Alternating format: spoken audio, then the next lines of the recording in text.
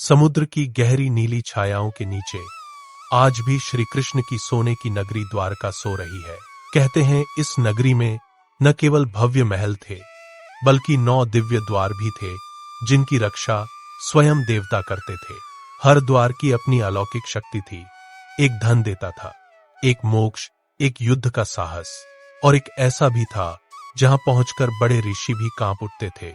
आज हम बात करेंगे पहले द्वार, सूर्य द्वार की। द्वारका का सूर्य द्वार सुबह की पहली किरण समुद्र से निकलते ही सोने की तरह चमक उठता था। इसकी रक्षा सूर्य देव के गण करते थे, जो किसी भी भक्त के मन का अंधकार मिटा देते थे। एक बार एक निर्धन बूढ़ा साधु यहां पहुंचा। उसके पास न धन था न वस्त्र, बस आंखों में अटूट भक्ति भरी थी। जैसे ही वह इस द्वार से अंदर गया, उसके थके शरीर में नई शक्ति फूट निकली। कहते हैं श्री कृष्ण स्वयं हर सुबह सबसे पहले यहीं खड़े होकर सूर्य देव को प्रणाम करते थे। उस समय समुद्र की उथल पुथल वाली लहरें भी पूरी तरह शांत हो जाती थीं, मानो प्रकृति भी कृष्ण के सम्मान में झुक रही हो। रात को भी इस द्वार के ऊपर एक अलौकिक हल्का प्रकाश हमेशा दिखाई देता था, जिसे लोग सदियों से देवता का जीवंत संकेत मानते हैं। द्वारका नगरी के प्रसिद्ध द्वारों में दूसरा नाम है चंद्र द्वार। जहां सूर्य द्वार लोगों को युद्ध की शक्ति देता था, वहीं चंद्र द्वार मन को गहरी शांति देता था। यह पूरा द्वार शुद्ध चांदी से बना था। रात में चांद की रोशनी में पूरा द्वार तारों की तरह चमकता था। रुक्मिणी माता रोज यहीं बैठकर ध्यान करती थीं। कहते हैं दुखी लोगों का दर्द यहां आकर कम हो जाता है। एक बार युद्ध की खबर आई, सभी सैनिक डर गए थे। श्री कृष्ण उन्हें इस द्वार के पास लाकर कहा, जिसका मन शांत है उसे कोई युद्ध हरा नहीं सकता। अगले दिन वे युद्ध जीतकर लौटे। चंद्र द्वार के नीचे समुद्र की गहराई में एक गुप्त मार्ग भी था। अब तीसरा द्वार है सिंह द्वार, जिसे द्वारका का सबसे भयानक द्वार कहा जाता है। इस द्वार पर विशाल सिंहों की आकृतियां बनी थीं। रात में वे जीवित होकर नगरी की रक्षा करते थे।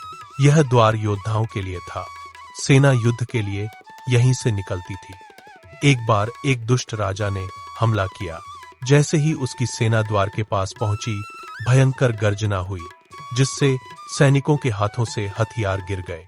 लोग कहते हैं यह गर्जना स्वयं भगवान नरसिंह की दिव्य शक्ति थी, जो हमेशा इस नगरी की रक्षा करती है।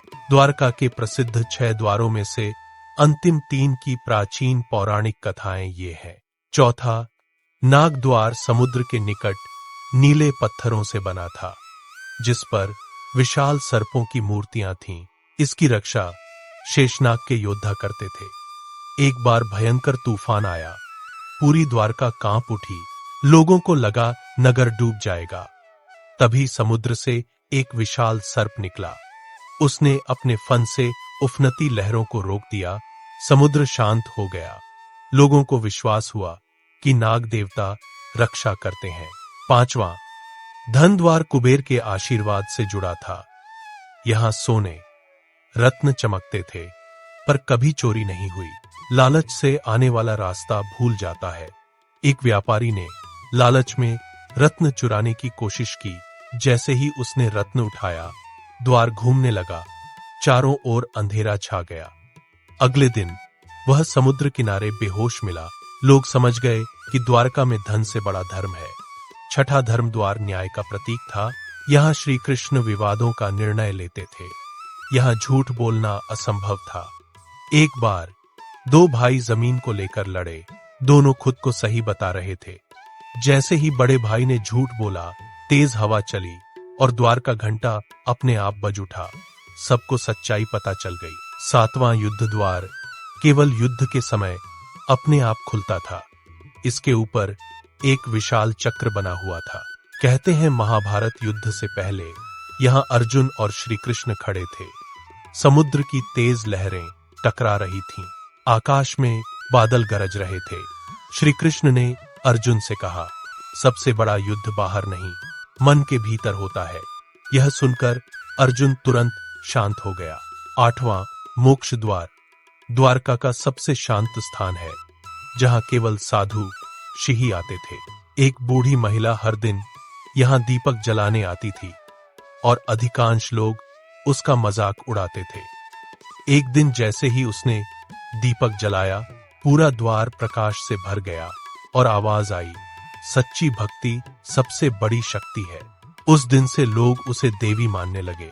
9वें रहस्य द्वार का भेद आज तक कोई नहीं जान पाया है। यह केवल आधी रात को शुद्ध मन वाले व्यक्ति को ही दिखाई देता था।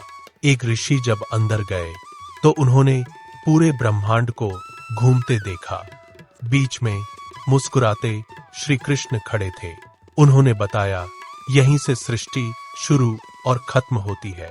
अगले पल द्वार गायब हो गया। आज द्वारका पूरी तरह से समुद्र के नीचे छुपी हुई है, लेकिन कहते हैं 9 द्वारों की ऊर्जा आज भी यहाँ मौजूद है। मछुआरे रात को घंटियों की आवाज सुनते हैं, कुछ ने पानी में चमकते द्वार भी देखे हैं। यह रहस्य अभी भी गहराई में छुपा है। शायद एक दिन दुनिया इसे फिर से देख पाएगी। अगर आपको यह रहस्यमयी कथा पसंद आई तो वीडियो को लाइक करें और चैनल को सब्सक्राइब जरूर करें, क्योंकि अगली कथा में हम बताएंगे द्वारका के समुद्र के नीचे छुपे उस खजाने का रहस्य जिसे आज तक कोई नहीं खोज पाया।